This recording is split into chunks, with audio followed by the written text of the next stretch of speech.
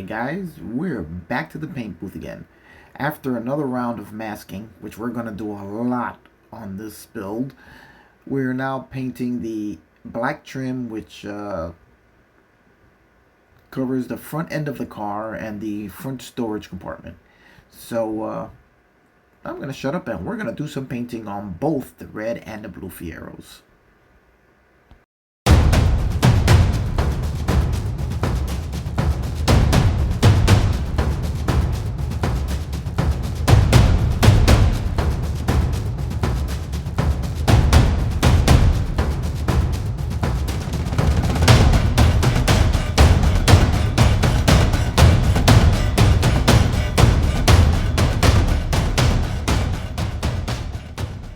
Now for another round of unmasking to see how our work turned out.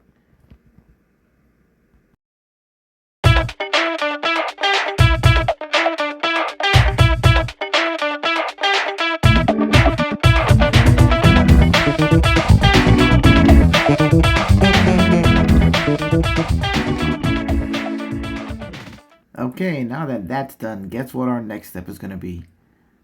You got it! More masking and more detailed painting. It's going to be quite a bit of that on both these bodies. So hang on for that ride. Alright guys, we're back on the Fiero projects. And we're doing a little bit of wet sanding. So I kind of want to show you guys something. You see, I've wet sanded the entire body. So I would spare you the boredom of watching me wet sand an entire car. And I wanted to see something that I wanted to point out. Now, when you're wet sanding a car, I start with, well, when I'm wet sanding, I start with a 3000 grit until I get a nice, smooth, even finish, semi-gloss finish on the car. And then I'll move up to higher grits just to smooth everything out. But what I wanted to show you was what I'm looking for when I'm hitting it with a 3000, as that is the starting grit where you're going to smooth out the majority of your paint work.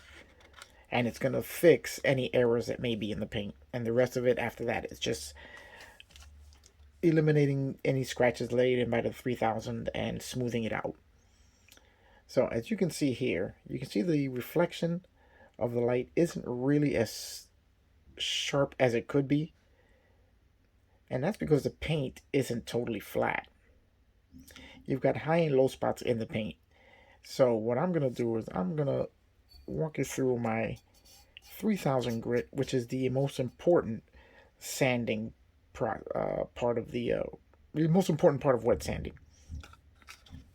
As like I said, that's going to do most of the repair work to your paint. So I'm going to start with the 3000 grit. I'm going to sand it smooth, and I'm going to show you what I look for when I'm doing my sanding. So let's get to doing a little sanding.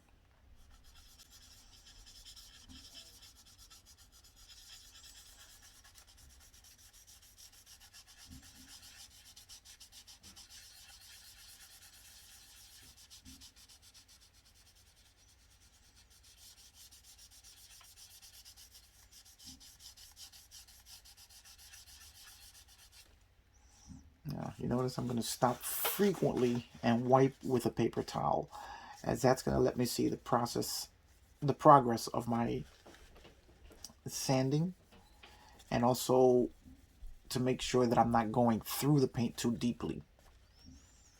Okay, so now let me show you what I'm looking for when I'm sanding. Now you can see how primarily most of it is a even dull finish, but on the edges, right by the quarter window, you can see where a little bit of the shiny original paint is showing through. That's what you want to eliminate. Those are low spots in the paint when it laid down. And even though it may look smooth, it may not be 100% smooth. So you'll have high and low spots. What you want to do is even those out, the highs and the lows, so you'll have one smooth, even surface for you to apply your clear coat to, as that's going to help your clear level out and be even smoother than it would normally. So that's what I'm looking for when I'm sanding, and I'm going to eliminate all of that and just give it a nice smooth semi-gloss finish. So that means going back to a little more sanding, Remember, always inspect your work while you're sanding to make sure you're not doing more damage than good.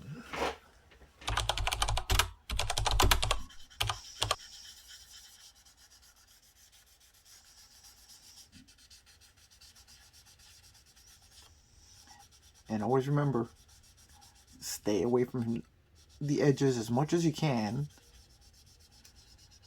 because that's going to be where you have your least amount of paint on the body.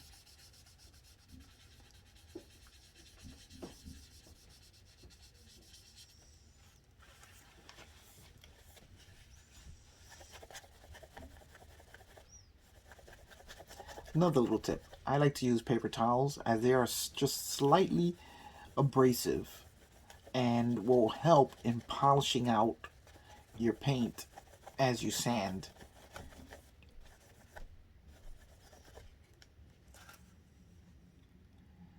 And there we go. Still have a little bit more. I can still see a little bit of a shine through there, so we're gonna have to clean up a little bit more there.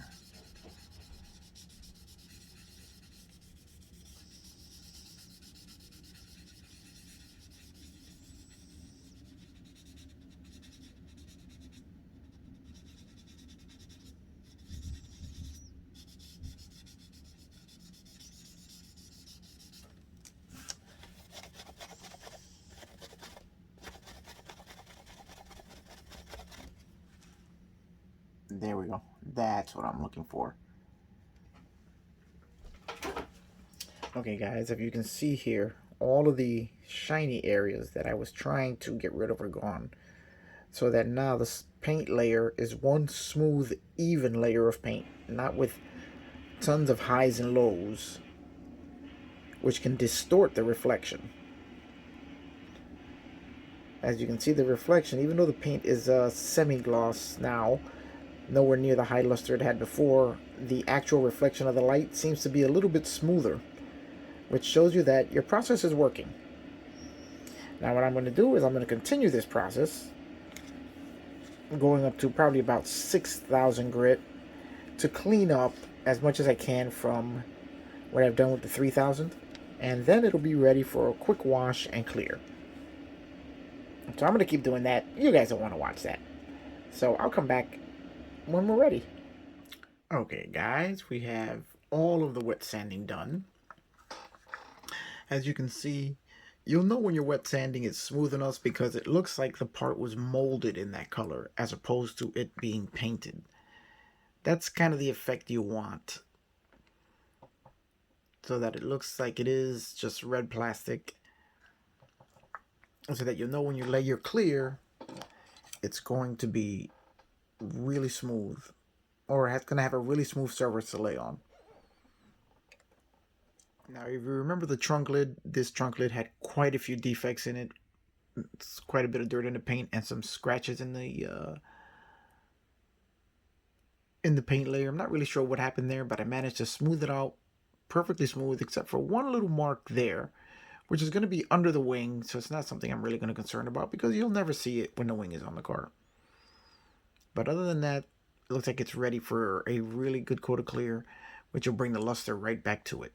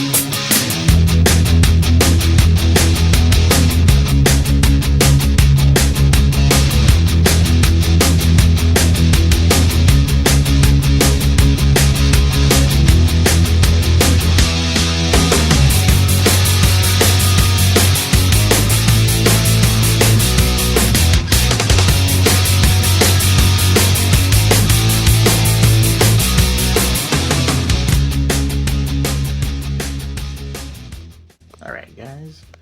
And here is the result of all of our work, at least on Fiero Blue. Fiero Red still has a ways to go. I am test fitting a windshield here to try and pattern out where the black border is going to be around the glass. As you can see that there. I'm going to have to make a template so that the windshield that I am going to use, because this one is quite a bit scratched up, and I've got enough windshields for these cars that I can find a much nicer one for it. Here you can see the black trim work is done.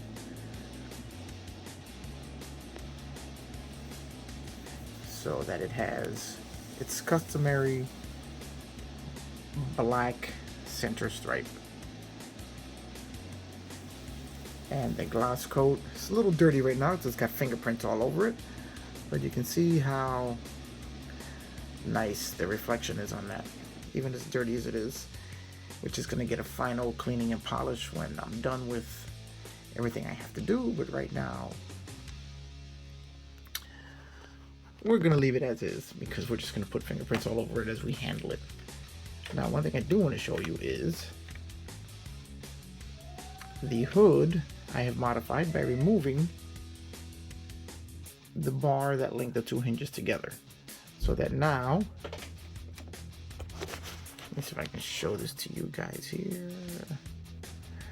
The hood will just slide. You really can't see it here, but there is a bracket in there in the nose, and the hood will just slide into the two slots on the bracket there and be held down in the front and with the magnet in the back. Now let's take a look at the front storage area. I have installed the coolant reservoir, the washer tank, as you can tell by the green coloring signifying the coolant, the blue signifying the washer fluid. The jack is in there. We have our air. Whoa, let's focus. We have all of our hardware in there. The AC, the AC receiver dryer, our blower motor, and our brake master cylinder. Really is a nicely detailed kit. Did a little dry brushing on the rear bulkhead there just to bring out some of the detail. And so far, it's coming together really, really nicely. So not too much longer for Fiero Blue before it's done. Alright guys, that's going to be it for this video. Thanks for tagging along on this journey, and we will be continuing this on the next one as we wrap up Fiero Blue, which is getting very close to being done, and then we're going to have to figure out how we're going to fix the stance of this vehicle, as there is an issue with that. If you saw Fiero Gray, you'll know exactly what I'm talking about. Alright guys, that's it, and I will see you on the next one.